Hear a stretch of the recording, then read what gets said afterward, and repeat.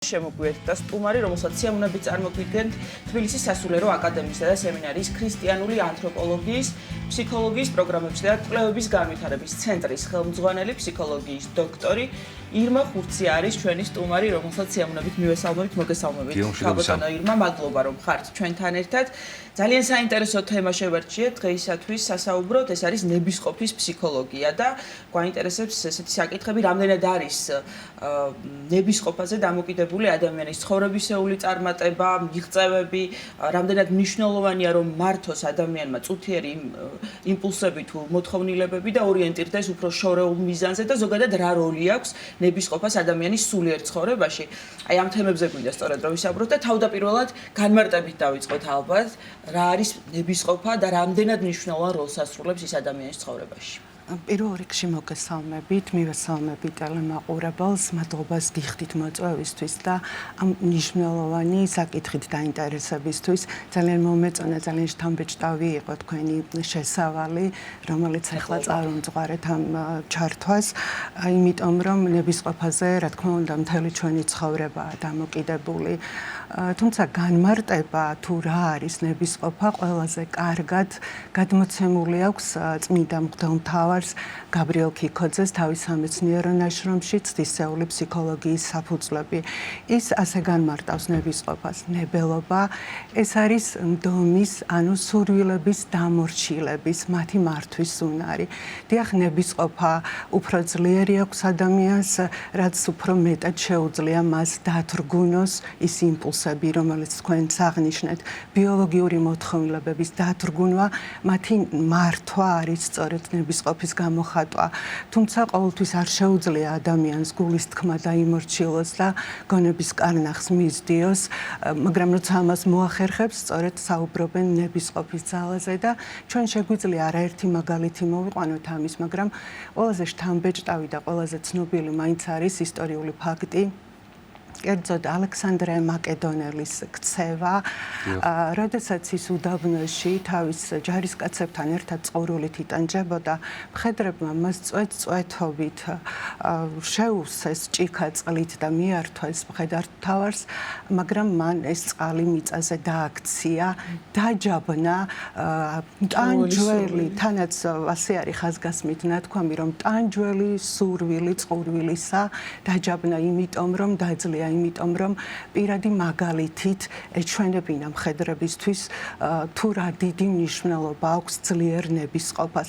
ნებისყოფა ეს არის პირველ რიგში პიროვნული ძალის გამოხატულება და ეს არის რა თქმა უნდა სულის თვისება.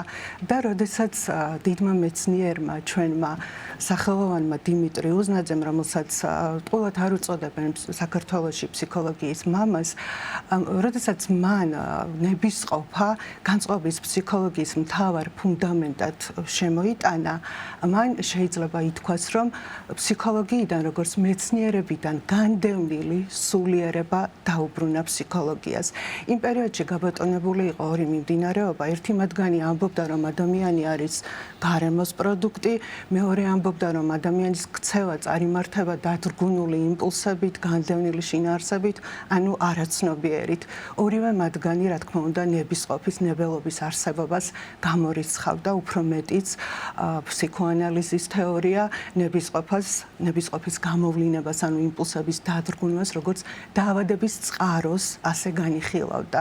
ამ დროს ასპარეზზე გამოდის დიმიტრი უზნაძე, რომელიც ამბობს, რომ ნებისყოფა ეს არის პიროვნული განვითარების მთავარი საფუძველი. და ქრისტიანობაშიც ეს არის უნიშნელოვანესი თუ გულის თქმებზე არ შეგიძლია უარის თქმა და წუთიერ მოთხოვნილებებზე, მაშინ ცნებების აღსრულება ბუნებრივია რომ გაჭირდება და აი თქვენ ძალიან საინტერესო მაგალითი გაიხსენეთ ალექსანდრე მაკედონელის და რამითო და მეკითხა.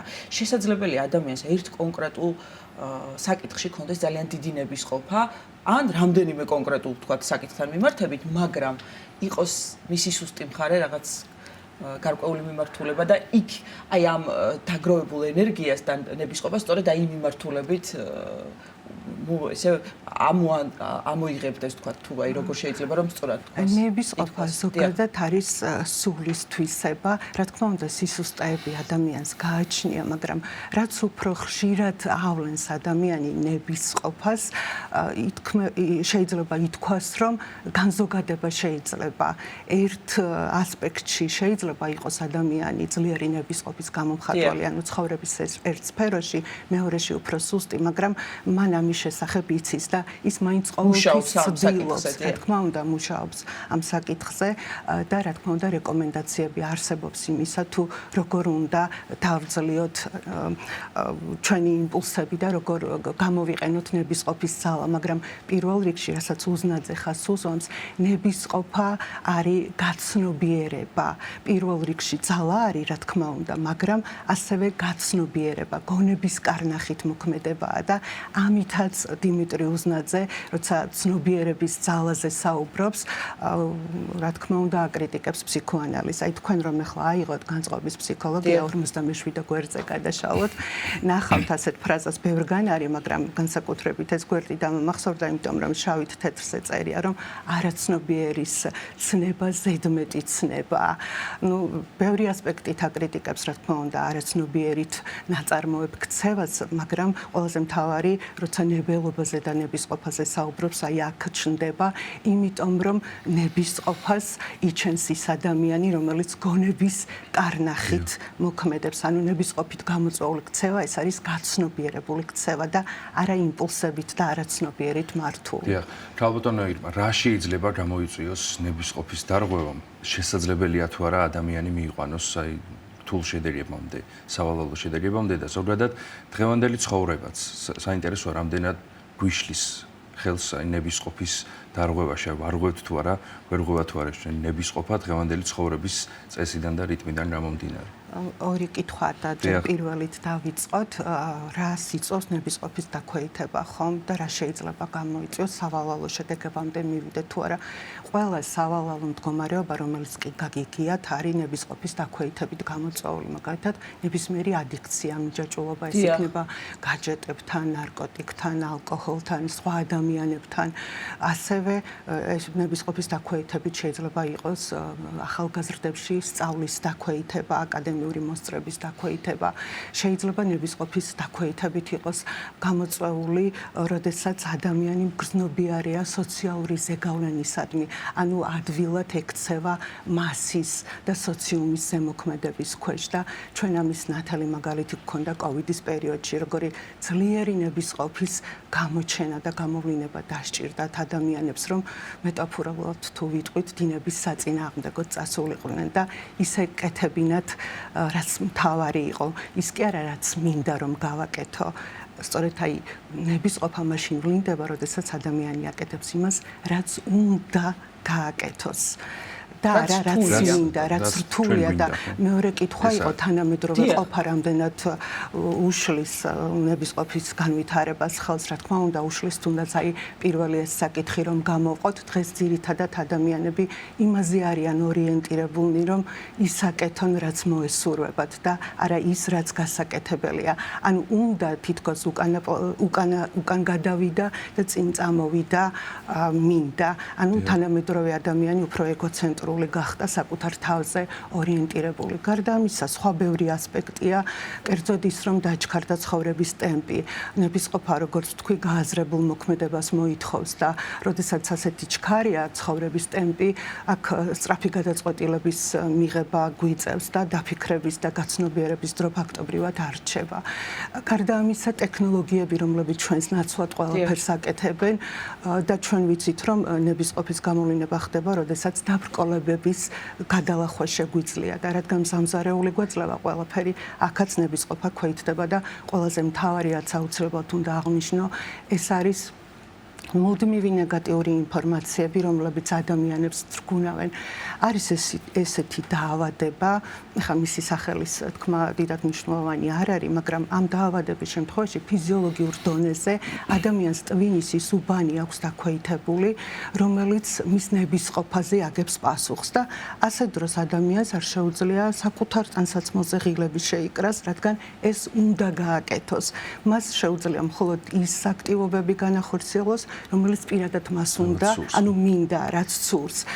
და თქვენ წარმოიდგინეთ, რა შეიძლება გამოიწვიოს ნებისყოფის დარღვევა. დიახ, ეს ფიზიოლოგიურ დონეზე არის ნებისყოფა დარღვეული, მაგრამ დღევანდელი აი ეს 24 საათიანი განუწყვეტელი ნეგატიური ამბები სწორედ ნებისყოფის აი ამ დონეზე განადგურებას ემსახურება, რომ ადამიანს უკვე ის გადარჩენია ამ დონეზეა დადგუნული, რომ მხოლოდ ისაკეთოს, რაც სხეულს სურს, იმიტომ რომ იგრძნოს, რომ ცოცხალია და ამიტომ რეკომენდაცია ასეთი, რომ მოვწყდეთ მაქსიმალურად ეგრეთ წოდებულ პანდორას ყუთებს, რომ თავი გადავირჩინოთ. ქალბატონებმა ნებისმიერი თვისების გამომუშავება რა თქმა უნდა იწყება ბავშვობიდან.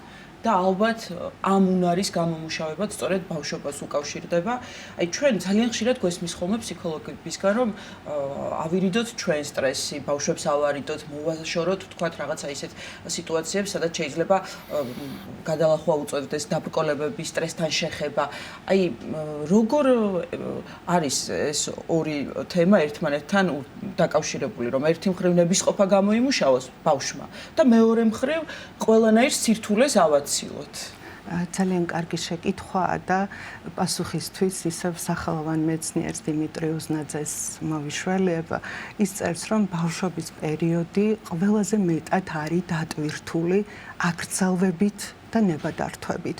და სწორედ აი ეს სისტემა მუშაობს აკრძალვებისა და ნებადართვების და ამ სისტემის ზემოქმედების შედეგად ხდება ნელ-ნელა იმპულსების დათრგუნვა ბავშვის მიერ და საკუთარი ქცევის სწორი მიმართულებით წარმართვა და მისი რეკომენდაცია ასეთია, რომ ბავშვს არც ყველაფერი უნდა უგრძალოთ, არც ყველაფრის ნება მივცეთ. და რა თქმა უნდა, აქ პირადი მაგალითი არის ძალიან მნიშვნელოვანი ნებისმიერ საკითხში და მით უმეტეს აქ ჩვენ უნდა ვაჩვენოთ ჩვენ რამდენად შეგვიძლია საკუთარი იმპულსების დათრგუნვა, რამდენად ვართ დამოკიდებული გაჯეტებზე, ხომ ტელეფონებზე, რას ვაკეთებთ იმისთვის, რომ ჩვენი ბიოლოგიური მოთხოვნილებები დავდგუნოთ, რომ ჩვენი პირადი ინტერესები უკან დავაყენოთ და საზოგადო ინტერესები წინ.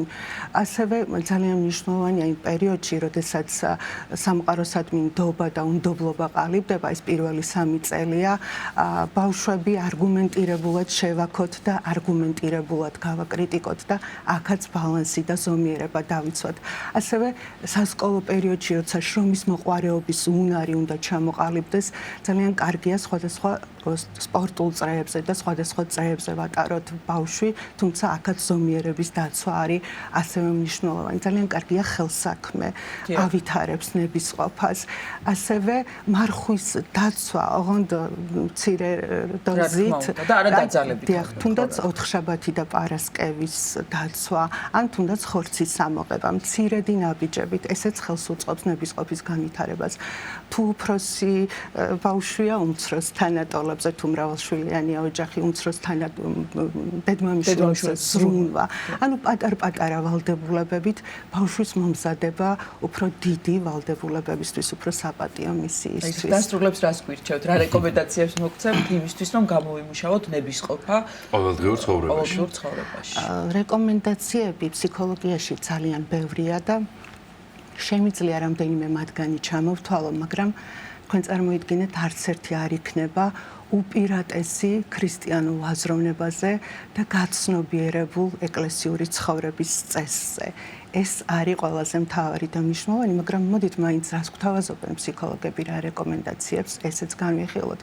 პირველი ის, რომ ძალიან მნიშვნელოვანია საკუთარი პიროვნული იდენტობის განსაზღვრა. ვინ ვარ მე, რა მინდა, სად ვარ, საით მივემართები, რა არის ჩემი ღირებულებები, რამდენად მნიშვნელოვანია ის მიზნები, რომელიც მე გამეჩნია ცხოვრებაში და საკუთარი სისუსტეების და რესურსების განსაზღვრაც არის ასევე ძალიან მნიშვნელოვანი საკუთარი შესაძლებლობების, მაგრამ აქაც არ უნდა დაგვავიწყდეს ჩვენი შესაძლებლობა და რესურსი ერთია, ჩვენი ნება ერთია, მაგრამ მთავარია ღვთისნება და გენიოსი რუსთაველი თუ მოვიშველიათ, კაცო ძალას ნუ იქადი თუ არ შეგწევს ღმრთისა ძალიო. ღვთისნების გარეშე მაინც უძლურია ადამიანი და ის რომ ადამიანი ენდობა და მინდობილია უფლის ნებას, ესეც არის ძალა და ეს ძალა ეხმარება ღვთისნების განვითარების ყველაზე კარგი საფუძველია. დიახ, და ჩვენი საუბრის ბოლოს ქალბატონო ირმა ცენტრის შესახებ მინდა გკითხოთ, ჩვენ დასაწყისში წარგადგინეთ და თქვენ ბრძანდებით თბილისის სასულიერო აკადემიისა და სემინარის ქრისტიანული ანთროპოლოგიის, ფსიქოლოგიის პროგრამებისა და კვლევების განვითარების ცენტრის ხელმძღვანელი და ცენტრის საქმიანობაზე რამდენიმე სიტყვით რომ გითხრათ. მოგეხსენებათ, რომ ფსიქოლოგიაში არ არსებობს ერთი უნივერსალური თეორია. ყველა ფსიქოლოგიური სკოლა არის დაპირისპირებული ერთმანეთთან, ასევე ისიც უნდა აღინიშნოს, რომ ეს ფსიქოლოგიური მიმდინარეობები ზოგიერთი მათგანი დაფუძნებულია ათეისტურ მსოფლმხედველობაზე, ზოგიერთი სხვა რელიგიურ სწავლებაზე, იმიტომ რომ ფსიქოთერაპიას არ აქვს რესურსი, კონკრეტული ინსტრუმენტი და ის ამ ინსტრუმენტებს რელიგიებიდან იღებს. ჩვენი ცენტრი, რა თქმა უნდა, არჩევს ქრისტიანულ ფსიქოლოგიას და მას მიზანი აქვს, რაც არ უნდა ხმამაღლა ჟღერდეს, ის გზა გააგრძელოს, რომელიც ჯერ კიდევ იქამდე გაკვალა წმინდა გაბრიელ ეპისკოპოსმა, ვიდრე ფსიქოლოგია მეცნიერებად ჩამოყალიბდებოდა. მოგეხსენებათ, სულ 2 საუკუნეა ეს მეცნიერება არსებობს და წმინდა გაბრიელ ქიქოძე იქამდე გამოჩნდა სამეცნიერო ასპარეზზე, ვიდრე ეს მიმდინარეობა მეცნიერებად ჩამოყალიბდებოდა. და რა თქმა უნდა, ჩვენ არ ვართ მარტო ამ სამყაროში, ჩვენი ცენტრი თანამშრომლობს როგორც საქართველოში სხვა უმაღლეს სასწავლებლებთან, ასევე საზღვარგარეთ. ჩვენ ვიმყოფებოდით ათენში რამდენიმე ხნის წინ სამეცნიერო კონფერენციაზე, რომელიც ათონის წმინდა მთა გამართა. იქ შევხვდით ბერძენ მიტროპოლიტს, ცნობილ ფსიქოლოგს ვლახოს და ასევე ცნობილ ფსიქიატრს, თეოლოგიის დოქტორს ჟან-კლოდ ვარშეს. დავსახეთ სამომავლო თანამშრომლობის გზები, ისინი საქართველოში ვიზიტს გეგმავენ და საზოგადოებასთან შეხვედრას. ასევე ჩვენ კავკასიის საერთაშორისო უნივერსიტეტში, ჩვენი ცენტრის ეგიდით და ამ უნივერსიტეტთან თანამშრომლობით გავმართეთ სამეცნიერო კონფერენცია, რომელშიც ბერძენი პროფესორები იღებდნენ მონაწილეობას. სამეცნიერო თანამშრომლობა კავკასიის საერთაშორისო უნივერსიტეტთან კვლავ იგეგმება. ვფიქრობთ, ცნობიერების ამაღლების მიზნით ამ უნივერსიტეტთან ერთად შევქმნათ სპეციალური ჟურნალი და ზოგადად ამ ცენტრისთვის მნიშვნელოვანია, რა თქმა უნდა, აკადემია ყველაზე მთავარია და უპირატესია და ეს ცენტრი აკადემიასთან არსებობს, მაგრამ თბილისის სასულიერო აკადემიაზეა საუბარი. თბილისის სასულიერო აკადემიაზეა საუბარი და ეს აკადემიაც მზად არის, როგორც ჩვენი ცენტრი, ითანამშრომლოს სხვა უმაღლეს სასწავლებლებთან. ძალიან დიდი მადლობა. წარმატებას გისურვებთ. თუ შეიძლება დასკვნის სახით ვიტყვი, რომ ნებელობა, ანუ ნებისყოფა არის ქრისტიანული ფსიქოლოგიის მთავარი ქვაკუთხედი და ამით ის განსხვავდება სხვა ათეისტურ თუ სხვა რელიგიებზე დაფუძნებული ფსიქოლოგიური მიმდინარეობებისაგან. აი მაგალითად არის ფსიქოთერაპიული მეთოდები, ტრანსი, ჰიპნოზი, მილტონ ერიქსონის ჰიპნოზი, მედიტაცია, რომელიც საერთოდ გამორიცხავს ნებისყოფის არსებობას, პირიქით მას ნეგატიურ დატვირთვას აძლევს. არადა ნებელობა და ნებისყოფა, როგორც წმინდა გაბრიელ ქიქოძის სამეცნიერო კონცეფციებში, ასევე დიმიტრი უზნაძის სამეცნიერო ნაშრომებში არის მთავარი ქვაკუთხედი. ეს არის, როდესაც ადამიანს შეუძლია დაბალი იმპულსები, დაბალი მოთხოვნილებები, დაბალი დონის დადგუნოს უფრო მაღალი დონის სურვილებით. ასეთია ნებელობა და ის ყველას გვჭირდება. დიდი მადლობა. თბილისის სასულიერო აკადემიისა და სემინარიის ქრისტიანული ანთროპოლოგიის, ფსიქოლოგიის პროგრამებისა და კვლევების განვითარების ცენტრის ხელმძღვანელი, ფსიქოლოგიის დოქტორი ირმა ხურცია იყო ჩვენი გადაცემის სტუმარი.